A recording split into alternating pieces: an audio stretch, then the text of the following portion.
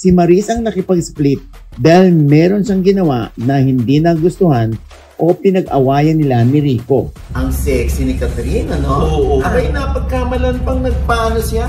Bakal fat removal. Oh? Sana hindi niya pinagawa yan. Si Miss Carla Estrada kasi may post eh. Panawagan sa lahat ng mga supporters ni Daniel Padilla or DJP. Impaw updates. May relasyon na to. Hindi lang nila sinasabi kasi baka ayaw nilang mag-diskaril. Saan ka ba naman nakakita na yung kabit at yung original na asawa nasa ilalim ng isang bubong? Natural, si Rigor pinatanggal yung bubong. Ha?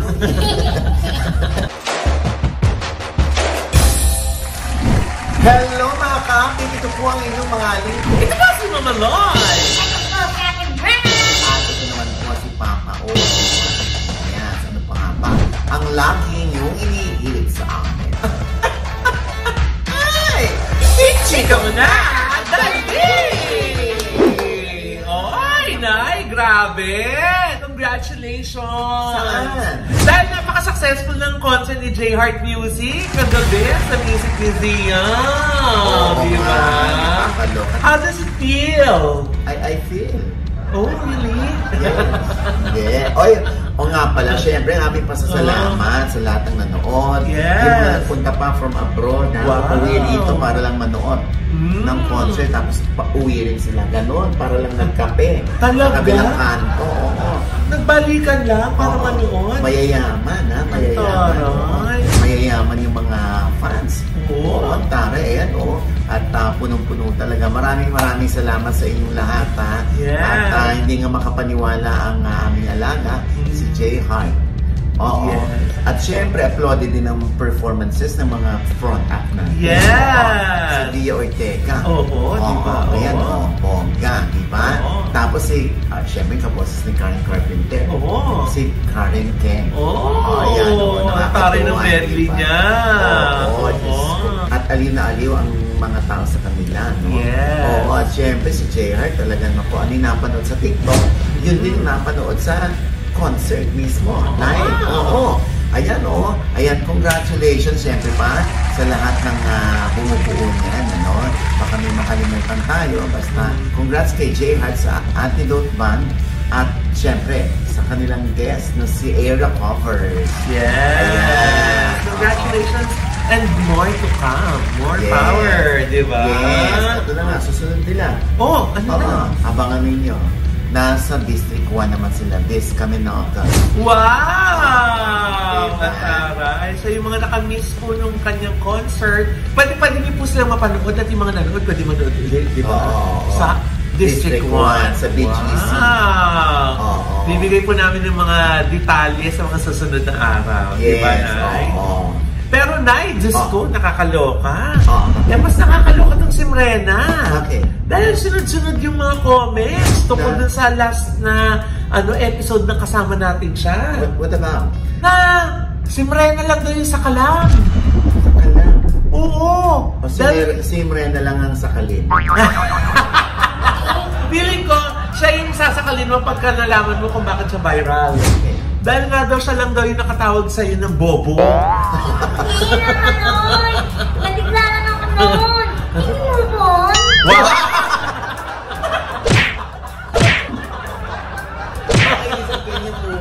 Can you move on? May English? Diyos ko po, can you move on ka dyan?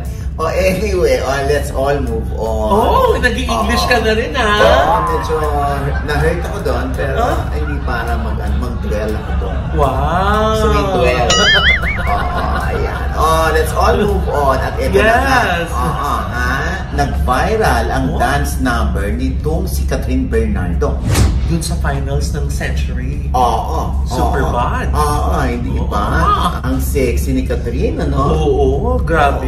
Yung naka-short shorts at saka yung parang bra lang, di ba? Siyempre, sari-sari yung reaction nila.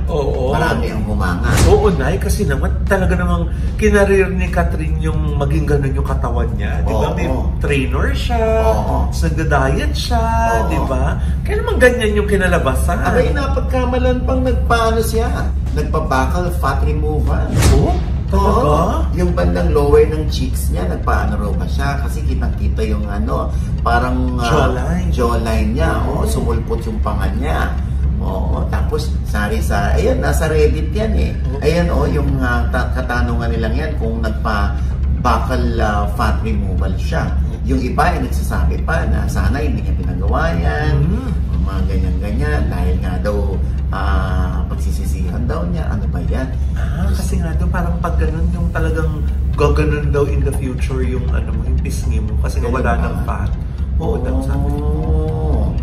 Anyway, so ayan yun para rin naman sa kanya yun, diba? Kung totoo man pero yun ay tanong lang naman nila. Pero kung totoo man, sino naman tayo para kumwestiyon? Katawan naman ni Catherine yun. Mukha naman ni Catherine yun, hindi ba? Maraming humanga. Napagkamalan nyo pang nagpabawas ng lower cheek. Ibig sabihin, kung hindi totoo ito, ibig sabihin, meron dapat ipagpasalamat si Catherine na napagkamalan na nagparitoke siya ng ilalim ng pisngi. Dahil nga doon sa napakagandang kanto ng kanyang jaw. Kantu-kantuhan eh. Ha? Kuya, pangit naman makinggan yan. Kantu-kantuhan. Hindi, kanto-kanto kasi. Ang ganda. Even nung kanyang second outfit, di ba? Yung red gown. Di ba? Ang ganda-ganda din. Tapos may pabakules. Tapos meron pa mga nag-o-opinion doon na si Daniel Padilla pa rin daw, ang hanggang ngayon ay boyfriend ni Catherine, ay baka raw magdalawang isip si Catherine na gawin yung sexy dance number niyo. Ay, bakit naman? Conservative si Daniel. Conservative, kuya? Nagmumura nga sa concert. Bakit? Pag nagmura, hindi na conservative? Tsaka baka bahagi ng kanta yun, baka lyrics. Ano bang gusto mong mura? PI niyo po. May po. Nagahalan. Diba? Kaya gusto basta, ano mo na. Sa kabila ng maraming humahanga at napapawaw sa kaseksiyan ni Catherine, meron din namang hindi mo ma-please. Ito yung mga bashers, ang dami pa rin nilang punta. Ayun, may mga nagsasabi nga na, nga sexy, pero parang walang sex appeal. Tapos nakaka-cringe daw kasi nga ang tingin nila kay Catherine bata dahil nga lumaki sa paningin natin, di ba? So parang trying hard daw na magpa-sexy yung sabi ng iba mga comment, ayan tapos diba? Meron pa nagsabi na mas maganda pa raw ang backup dancers. Dumating na tayo sa ganung point, nakakaloka. Hindi na lang natin tingnan yung positive side na, di ba, ginagawa ni Catherine yun dahil feeling niya, baka hindi niya kaya, pero nakaya niyang makapagsayaw ng sexy. At saka, nagawa niya yung trabaho niya. Exactly. I'm sure na hindi naman siguro siya yung nag-isip na dapat gano'n yung dance number niya. Creatives yung nagbibigay ng mga ganong konsepto, di ba, Nay? Exactly. Hindi kaya, kuya, yung mga nambabash kay Catherine? Mga fans ni DJ? Papaloka ka, Brenda, ha? Hindi naman siguro. Siguro yung iba talaga mga mga marites, mga mema lang. Ay, teka lang, Nay. Si Miss Carla Estrada kasi may post. Namumudubad na maloy? Gaga. Mag-post kasi ito po naman nag-explain. Nag-post. Ano ba pinost niya? Ito nga na yung nasusulat. Pasa? Panawagan sa lahat ng mga supporters ni Daniel Padilla or DJP. Pakiusap lang po. No bashing tayo, please. Hindi yan ang klase ng pamamaraan ng pagsuporta na gusto ng aming pamilya para kay Daniel. We appreciate your support, but please, no bashing to others. Ipagmalaki ang lahat ng blessings ni DJP. Respeto para sa blessings ng iba. Maging masaya tayo sa tagumpay ng bawat isa. No to hate, no to bashing. Salamat. Nagmamahal, Charo. Hindi, no? Kakaloka ka. Baka makita na naman tayo ni Ladre. Diyos ko, alam mo naman, namatay na si Sir Pablo. Ang lungkot-lungkot ni Donya. Nakakalik na si Tanggol. Napaaway na naman. Puntahan mo na sa Quiapo, dalawin mo. Ayun na tayong bigyan ng day off, Noy. Ay, nako. Ayan ang gagamitin ni cellphone ko. Tawagan mo siya. Dahil si Marites na pampaaway din kay Lena. Saan ka ba naman nakakita na yung kabit at yung original na asawa nasa ilalim ng isang bubong? Eh di natural, si Rigor pinatanggal yung bubong. Parang walang problema na nasa isang bubong. Ay, nako. Ayan, o. Eh, ayun na nga, Nay. Sino kaya yung tinutukoy dito ni Miss Carla Estrada na huwag i-bash? Si Catherine Bernardo kaya yun? Kasabay lang ba yan? Kasi nga one day ago eh. Pero wala namang binabanggit si Carla eh. Yung iba pinapalagay lang nila na baka may kaugnayan nito sa pambabash kay Catherine nung si Catherine ay sumayaw ng sexy. Tapos, ang pinagbibintangan mga fancy DJ. Or feeling ni Carla, baka yung mga fancy DJ na solid kay DJ ang nambabash, kaya yun ang mensahe niya. Nagmamahal, Noy. Taray. Diba? Anyway, wala namang kinalaman dyan. Definitely, si DJ or si Daniel Padilla. Lalo na sa mga panahon ngayon na hindi nagsasalita, wala tayong naririnig mula kay Daniel Padilla. Magandang desisyon yun. Huwag ka magsalita kahit ano pang maglabasan dyan. Hayaan mo sila. Basta go ahead with your business. Go ahead with your plans. DJ. At kuya, may dagdag ko lang DJ. Go on with your show. Ano show? DJ, di ba? DJ Karate. Ika na. In English mo pa yung go on with your show, ha? Okay, let's all move on. Mas masakit naman ang ulo ko sa doon. Pero kuya, naisingit ko lang ano kayang reaction ni DJ dun sa viral video ni Katrin? Napawaw din siguro si Daniel. Oo, napawaw yan. At ano yan siguro, ako feeling ko lang nag-i-stop din yan. Silang dalawa.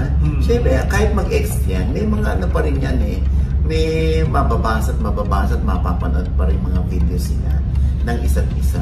Dahil hindi mo maalis yan, mga 12 years sila, 11 years, di ba, na relasyon. Kahit iwasan nila sa paningin nila, iwasan nila yung makabasa ng mga tungkol sa ex, doon pa rin yan, mababasa pa rin nila. Unless talagang nag-absent muna sila sa social media. At saka, hindi mo maalis sa ibang fans, lalo na sa Katniel, na gusto sila pa rin ang magkatuluyan sa end. Parang yung mga fans ng Kim Pao na. Ay, Diyos ko, diba? Talagang, meron isa silang fan page. Parang Kim Pao updates. Talagang binabasa nila ang bawat kilos, ang bawat sinasabi, o yung binubukan ng kanilang mga labi. Tsaka nakamasid talaga sila na yun. Na talagang kinukonect nila na hindi meron na to. Na may relasyon na to. Hindi lang nila sinasabi kasi baka ayaw nilang maniskaril. Ganon. Ito nga, meron pang isang tagpo. Ayan Meron. Diba? Nakasulat pa dyan, na tinawag ni Paolo na babe si Kim. Sino naman ang hindi kikiligin doon, lalo na kung supporter ka ng Linlang at ng What's Wrong with Secretary Kim? Nay! Sa tagal mo sa showbiz. Pag meron ba talaga nagtawagan ng babe, ibig sabihin sila na? Depende yan, Doy. Diyos ko naman, pag ako nagsabi dito na hindi, di babash naman ako. Diyos ko naman, nakakaloka ng ako. Kasi parang next level na yun, babe Kahit sa magkaibigan, di kayo magtatawagan ng babe. Usually kung babae sa babae, di ba? Yung mga, babe, pero kung lalaki at saka babae nagtawagan ng babe, parang di ba, may something na talaga yun. Ganito na lang, kasimple. Basta ang hangad ko, sila ang magkatuluyan. Ay, kuya, may palaka! Palaka!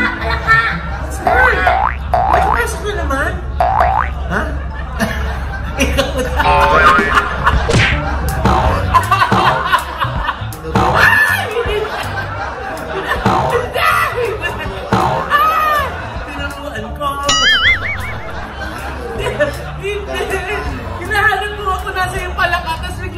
Nangihinga na agad. Balik ka na dyan, Rena, ha? Alam nila yan, ng mga fans ng Team Pao, na gusto ko silang magkatuluyan. Kaso lang, may nakakarating din sa atin dati, di ba? Na parang hindi. Doon ako binas ng binas.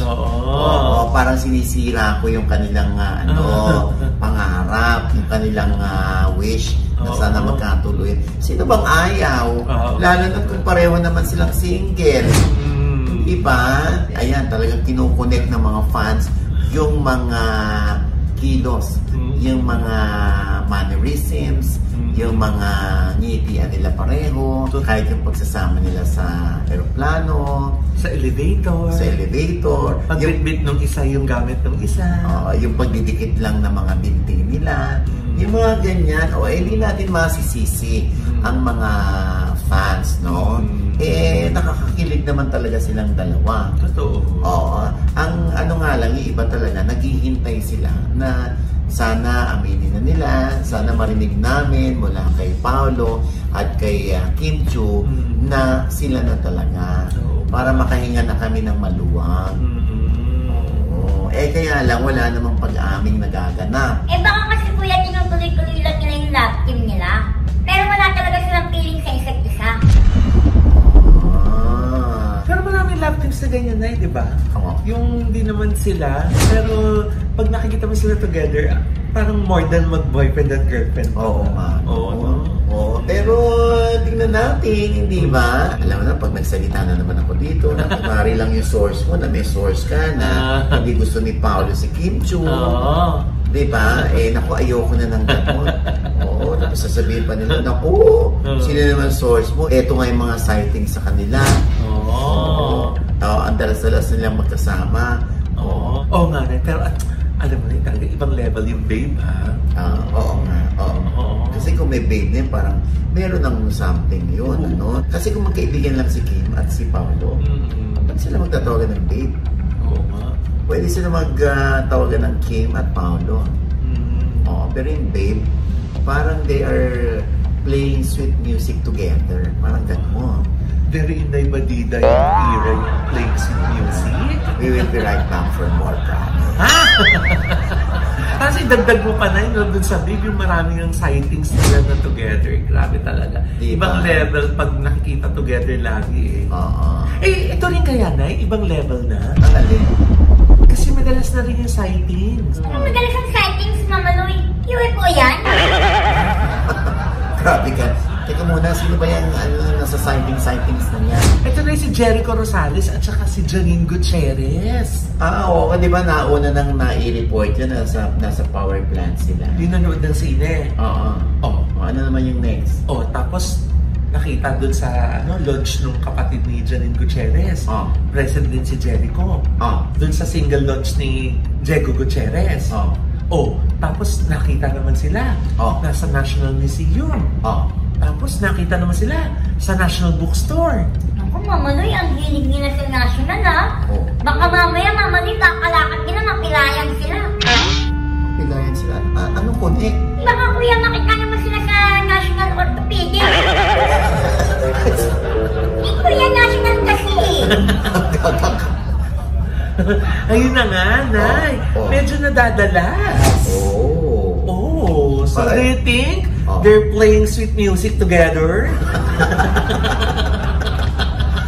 Sa tagal mo sa show business, Nay, pag ganyan mga eksena ng mga artista, magkatrabaho lang ba yan sa project o nagde-date na? Feeling ko naman kung consistent sila magka-date, baka nga nagkakaligawan.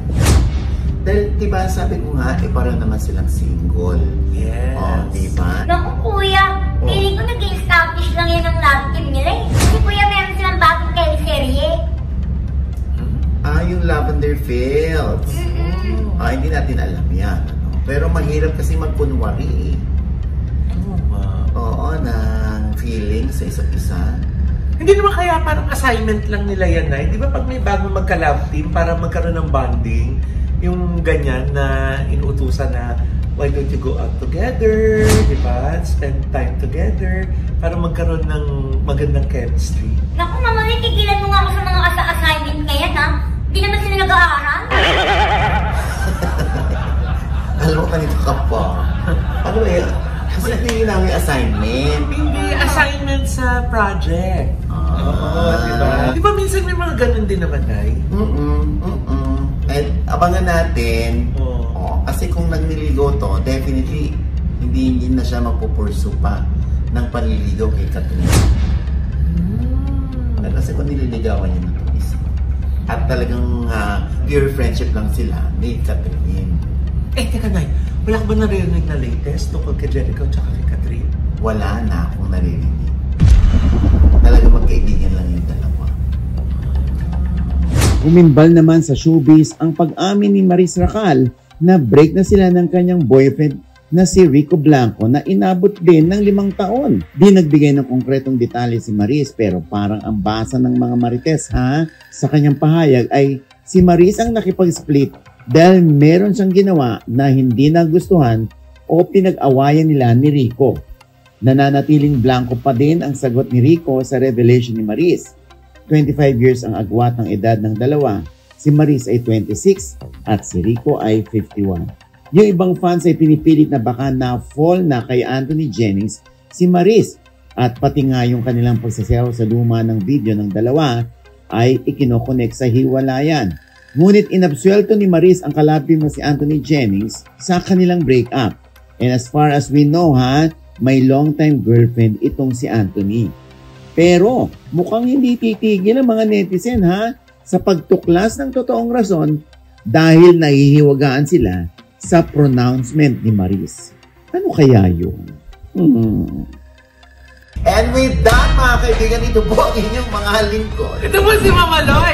Yung mga nanonood sa amin, hindi pa namin subscriber, mag-subscribe na po kayo now na. Click niyo po yung subscribe button na nandiyan sa ibaba. At kung naibigay po yung aming episode niya at meron kayong komento sa aming chika, comment below, click the like button at huwag kalimutan yung click ang notification bell. Dahil pag kinig niya, kayo po unang-unang manonotify na meron kaming latest update. Siyempre pa ang kanya-kanya namin channel. Yes, sana manood at mag-subscribe po kayo sa channel ko. That's Mama Loy, MAMALOI. At nandyan po at meron tayong bagong vlog. At syempre po, follow niyo rin naman po ako sa aking other social media accounts sa Instagram at saka po sa Facebook. That's Mama Loy. At kung kayo po ay ikakasal, magdidibu, magbe-birthday or may corporate event, naku po. At kailangan niyo po ng event organizer or wedding planner. Andito po si Mama Loy at ang aking mga angels. Ang Lavida Events po ay handang tumulong sa inyo. Visit our website at www.lavidaevents.com. Thank you so much! Yes, Brenna. Hello mga ka-active! Pag-follow naman po ng aking FB page at Brana po, MRENA. Thank you, Ideal Vision, Doc Jessica G. See you! Tsaka kuya, It's My Creation, ay Doc LJ Dibatike. Yes! At syempre pa, ang aking panayam naman kay Rosmar at Rendon Labador. Talagang na-on the spot si Rendon.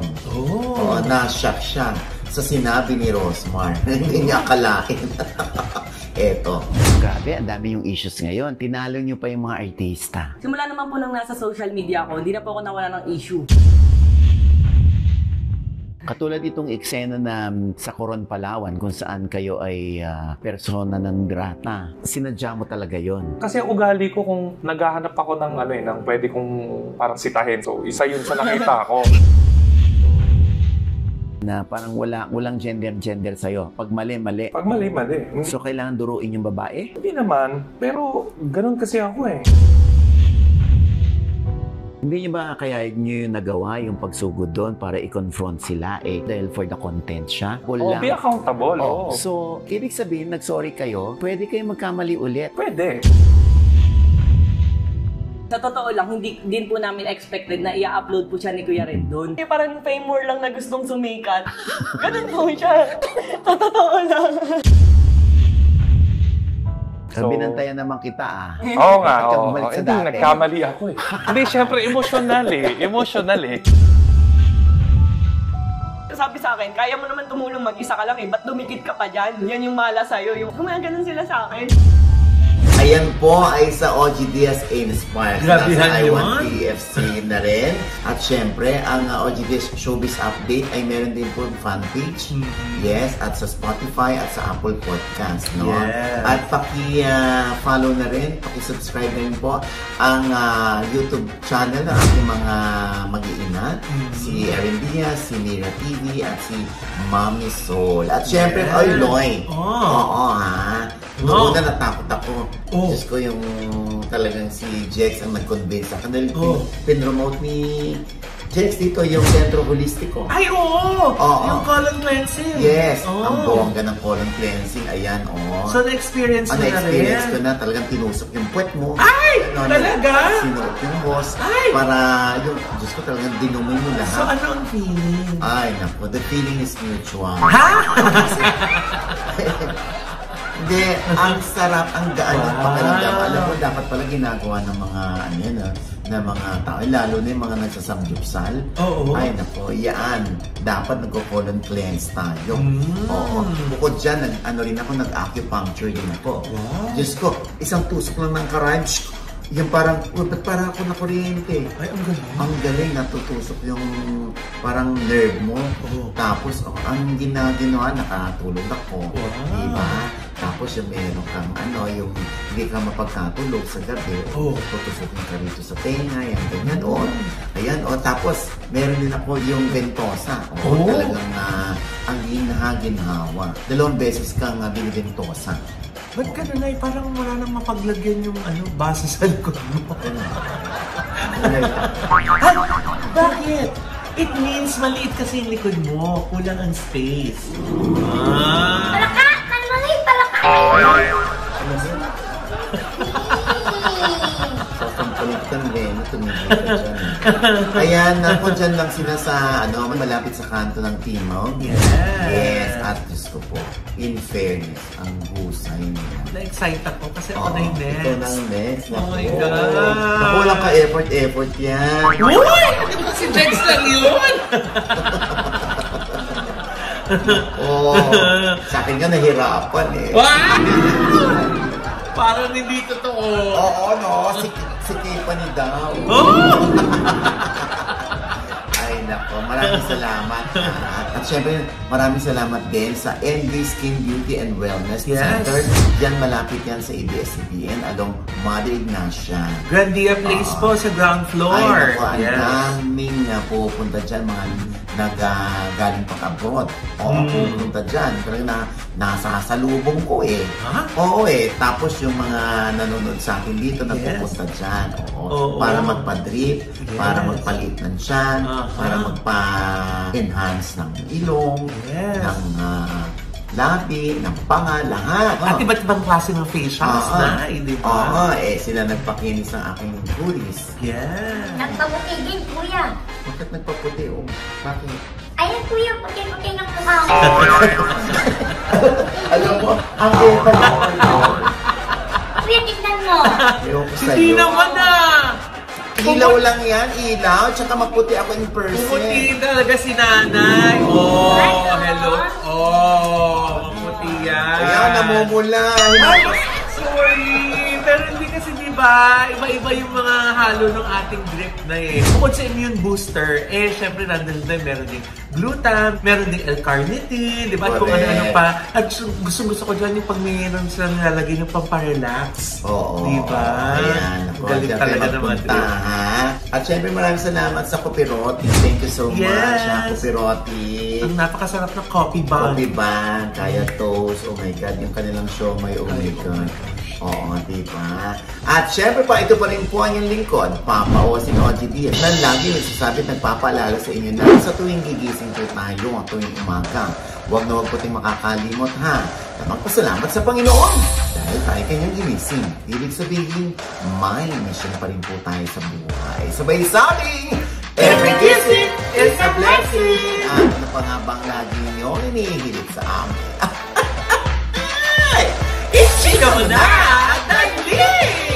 Nainis na ako kay Brenna, no? Tumatawa-tawa lang ako dito, pero sa totoo lang. Na-offend ka ba? Parang gusto ko siyang... Ay! Tadya ka ng kamao. Kuya, minsan Lloyd din nabibigla minsan, ha? Oo. Ayan,